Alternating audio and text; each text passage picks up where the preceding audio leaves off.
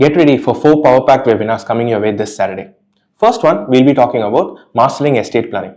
Are you someone who wants to know more about estate planning, drafting a will, as well as ensuring a smooth transfer of wealth? Join us this Saturday at 10 a.m. Second series we'll be talking about is on NFOs. Are you someone who wants to know more about NFOs, what the newest NFO is and how to invest with them? Join us at 11 a.m. to know more about this. Thirdly, we'll be talking about an idea series, lump sum and large cap funds. Why are large cap funds all the catch now? Are you someone who's interested in investing in large cap funds? Join us at 12 p.m. to know more about this. Finally, we'll talk about the US elections, the impact that they're going to have and how it's going to impact the global scenario and your portfolio. Join us at 7:30 p.m. IST to know more on this.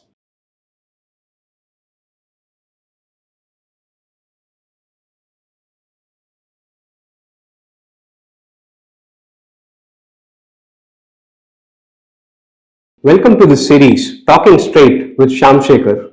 In this video, we'll be exploring Shyam sir's journey in the last 3 decades and how it has evolved when it comes to his investing framework. After COVID, almost 2/3 of India's investor base has come to the market. For us new investors, it will be great to learn from a legend. Sir, I think you started with Philip Fisher and then you kind of moved on to Ben Graham and Walter. What was the need to switch? Does it make sense to follow both styles? I think there is no one style that an investor pursues in his life. There are multiple styles. Right. According to the market context, you adapt. As you adapt, you develop an affinity towards a certain style. Okay. And then there is a natural style. It's like playing 3 forms of cricket. Right? If a same person plays multiple forms of cricket, for each form of the game, he adapts himself, right? Similarly, in different types of economic contexts, you have to adapt to that context. Okay. If you are having a context where, you are having a sideways market where nothing is moving, right? In such a situation, you have to make returns, right? So you look for undervaluation where the gap gets filled, where market identifies the gap and that gap gets quickly filled, or corporate action takes place and the gap gets filled. There are different ways in which the valuation gap will get filled. For example, you spot a very deeply undervalued company. It could be a holdco in today's context. If the company says it is going to delist, your undervaluation gets corrected within few days. Okay. Am I right or wrong? Yeah. You buy an operating business which is very cheap and ignored. One day the company gets acquired by another company. When it was a business owned by the erstwhile promoters, people thought they would not sell the company, right, and they didn't like the industry. It was trading at a low valuation. Once you get a new buyer and the profile of that buyer is attractive to the market, then the market starts giving the valuation it will give to the buyer than the valuation it will give to the seller. Then the valuation gap gets bridged. So the style of a Graham or a Slosh helps you in market context which is sideways, where nothing happens for years together. And we have had 4-5 year bear markets. Correct. Not once, okay, but multiple times in the last 3 decades. How do you survive those bear markets? How do you make returns? What do you do for a living? So you have to adapt. Okay. Now, when you come out of a bear market, let us say like 2004 or 2011-12 or 2021 or 21-22. When you are coming out of such a phase, you don't necessarily have to pursue the style of a Graham or Slosh. You can be in growth investing, okay, because the market context completely suits that style. Got it. And then that style will work very well for long periods of time. But in a context like today, exactly, how can you play growth investing? See, there is a problem which is created by the market context. You don't have too many ideas which are at valuations which you think will reward growth adequately. Correct. So, according to the market context, you keep adapting. So, the game you play and the style you play is according to the conditions. Okay. So, that is essentially why one keeps exploring different styles, choosing some styles to a particular context, and then probably playing a natural style when you find that context that suits you best. Okay. So for me, the Shyam style is a natural style. Okay. But the other things are something which have taught me a lot, which have given me a lot of experience, and which have helped me always make my temperament better. Okay. And you've also said that you lost a lot of time in deciding which your natural way of or style of investing is. For new investors who have come in the last few markets, is it better for them to start with a particular style and then evolve, or would you recommend a particular style for them to get started before they figure out themselves? I mean, style which is a natural style is a function of your personality. Right. Now, you can learn all styles. When you learn all styles, you suddenly realize what is your style, right? That happens over a period of time. Okay, so and it comes with practice. So, if you say, I won't use my time to learn what my style is, then chances are you may take up a style which is not even your style. Right. Time teaches you who you are. Okay. Many times people think they are something. Right. They are a particular investor. Right. But they are not that person. Okay. So everyone has to go through that learning curve. I think so. When I see the lives of investors who have spent a lot of decades of time, when I see investors who have tried to change just to make returns, Right. who have done things which are completely against their grain, I see that that urgency or that sense of desperation always does not bring out the best in them. So giving time always is a good thing, because time makes you think.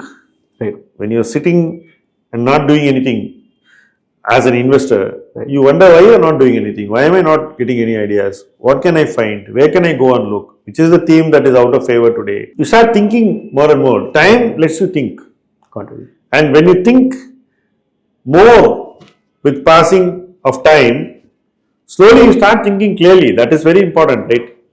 Now I see a lot of people, they take a new theme, which is a hot theme, and they keep layering their thoughts on that theme. After a while, you wonder whether they are giving understanding, ideas, opinions, or fiction. Okay. So slowly it progresses towards fiction, because they start deciding what they want from that theme, and they start projecting that as the future of the theme. Many people have not succeeded at doing that for extended periods of time. So you must be very careful in how you want to succeed. It should not be with a sense of grave urgency. And then, so before we get to themes, how would you define quality? Because quality is the most talked about factor in investing today. Do you have any threshold when it comes to margins or ROE? See, I think businesses with high margin tend to have a higher prospect of becoming quality businesses, because when your margin is high and if you have growth, then you have a problem of plenty, and if you are a good capital allocator, you are kind of sorted. So those are simpler businesses. Okay. Right? Now suppose you are in a business where the margin is low, like let us say milk. You are in a low margin business, then you must be very efficient. Your efficiency should be extremely good. And if your efficiency is extremely good and you are able to grow faster, then your ROE starts going up. So then the market sees you differently. So got it. It depends on how you approach the situation. And you love themes. ITHOUGHT has been one of the success factors for ITHOUGHT has been we have been earning in the capital goods theme. So when did you realize that playing themes is important? And within the list of themes, how do you differentiate the themes based on quality or the sustainability? See, I'll tell you one thing. See, when you are not from a financial background and you are entering the world of investing.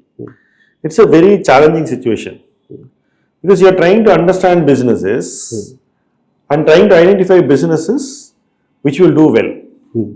But you are not an expert in that particular business. Finance. You are not an expert in numbers. So you start trying to understand the business better.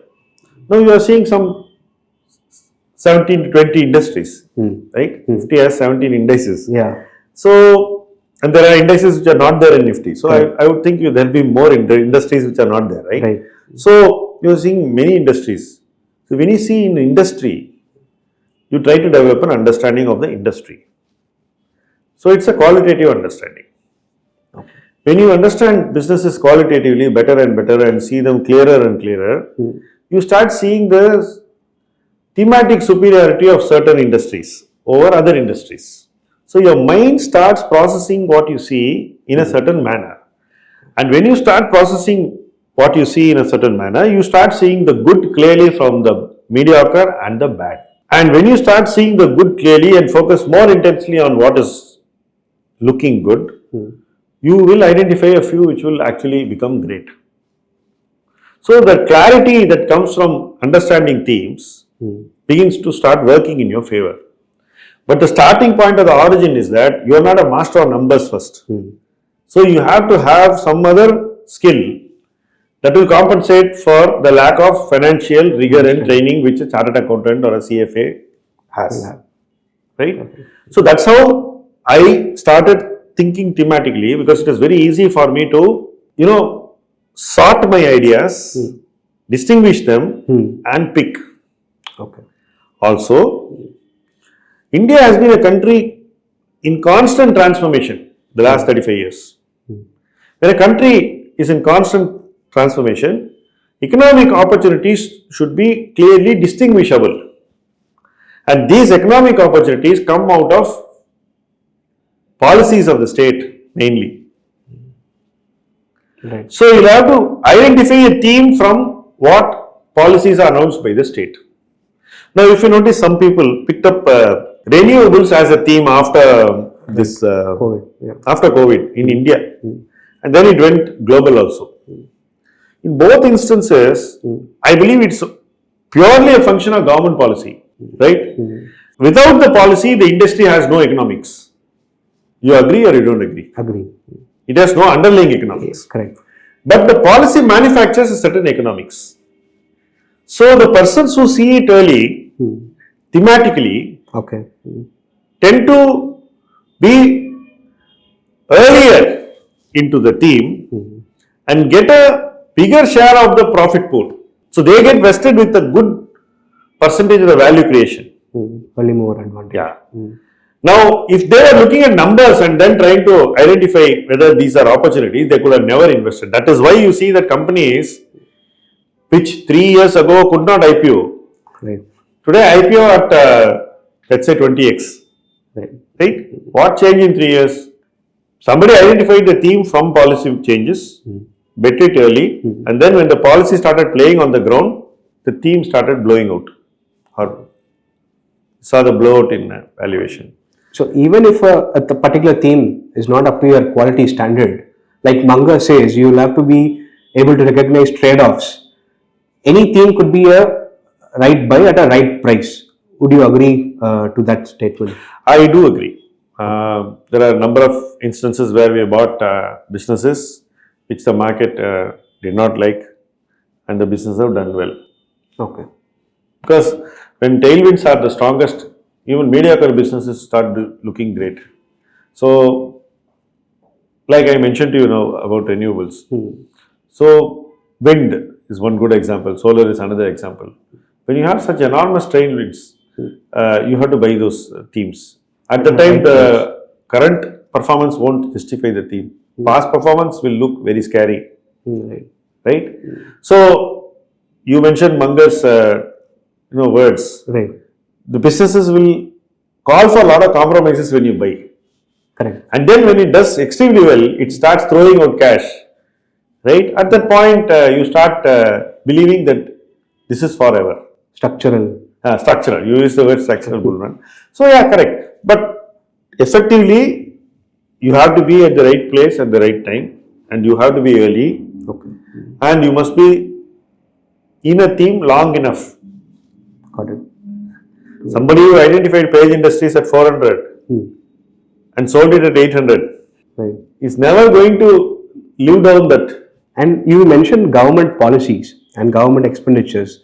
Do you also look at macro? when it comes to your investing? Definitely you have to look at macro. You cannot ignore the macro, but a lot of people spend distinguishable time or indiscriminate time on macro and spend lesser time on micro because the time is already misallocated. Right. So I think one should know how much time you allocate to macro and how you use your macro inferences in your decision making. If your macro gives wrong inferences or if your macro warns you, you should know how to use that warning constructively. Okay. Many people don't use the warning at all, they run away from the place. Some people use it very effectively to achieve their end results and still leave before it's too late. And we touched upon quality. Do you have a good promoter watch list, or is it always the quality of the business that comes first for you? See, I'm not so much a fan of promoter groups Okay. as I am an admirer of businesses. Okay. But it doesn't mean I disrespect promoter groups. We have a lot of regard for so many industries, all of us have, right? Right. But I think a line should be drawn where that regard does not turn into worship. Where I think people who bet on promoter groups with heavy emphasis on it make a mistake is it becomes very, very idolatry. People start worshipping the group. We are seeing it around us in multiple groups, right? Right. I think this worship never ends well. Okay, there should be some genuine irreverence towards businesses. That questioning mindset should be there. The moment you go towards worshipping, then you are in a dangerous zone. And that's why a lot of mistakes happen for people also. And when you build a watch list, do you apply valuation filters or growth filters? Essentially, we want to buy growth. Growth. But your valuation filters tell you that you are not overpaying for it, or sometimes you are not even paying for growth. Okay. So, I think growth and value are conjoined at the middle. They are not very separate from each other. And do you pay for certain companies which have a high ROE or high capabilities? Do you even factor that into your valuation framework? You will need to pay, but you should still be paying less than what the market pays. So, for example, when we bought capital goods, many of these companies were trading at 20, 22, Right. 25 times. Yeah. Then the growth came and the profit went up continuously for 4 years. Your entry multiple suddenly looked very, very low. But that is in retrospect. Right. Hindsight. So, I think the obsession with multiples should be moderated, definitely. Okay. You can't be so steadfast. Okay. But you must also be very aware that if you overpay too much, then you may never make a return or you may make a loss. Okay. So, buying at reasonable valuation is always a priority for every investor. Okay. And what would be the maximum PE that you would have paid in the recent past? See, I think where there are no earnings, a company's PE can look higher optically. Okay. But the theme may blow out after a few years. I think up to about 40, 45 times we would have paid. Okay. That is my reading. And that's an exception than a rule, generally. Right. Got it. We are in the middle of an engaging conversation with Shyam sir. Please stay tuned for the next part.